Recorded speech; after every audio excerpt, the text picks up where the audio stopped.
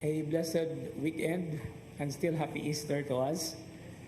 As we continue to exhaust the so-called the grace of the octave of this great feast and celebration, today is the 7th day of the octave already, so tomorrow will be the last day.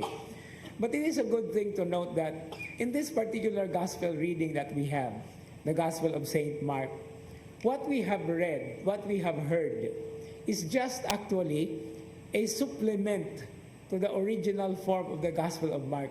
You know, I feel like I'm going to make a Bible study at this time, but it's a good thing to know because the Gospel of St. Mark ends rather abruptly. And the very last word of the Gospel of Mark ends with, "And they were afraid," talking about the women. But why are they afraid? It's the resurrection.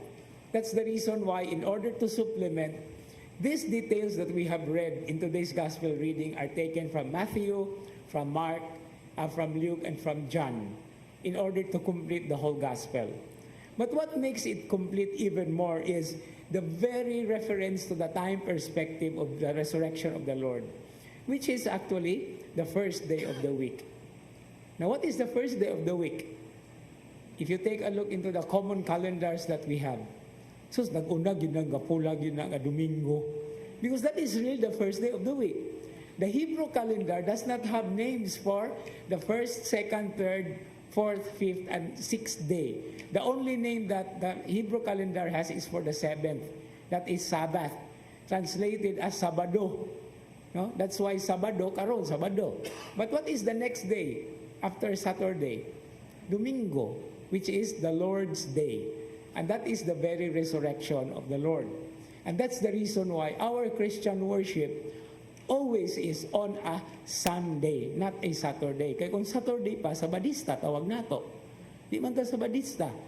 No, we celebrate it on a Sunday because Sunday means Domingo, Lord's Day, the day when the Lord resurrects from the dead.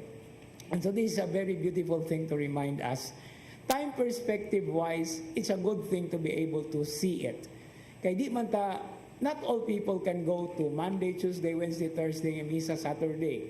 But Sunday is the day for family gatherings, for being together.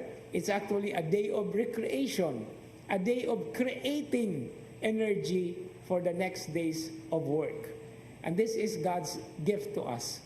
His resurrection, His triumph over death, His triumph over sin, and His triumph over Satan is always a day that we have to rejoice. And hopefully, we are able to manifest this in our lives in as much as we touch others, and not just people, but every creature to whom the good news or the gospel is to be proclaimed. Amen.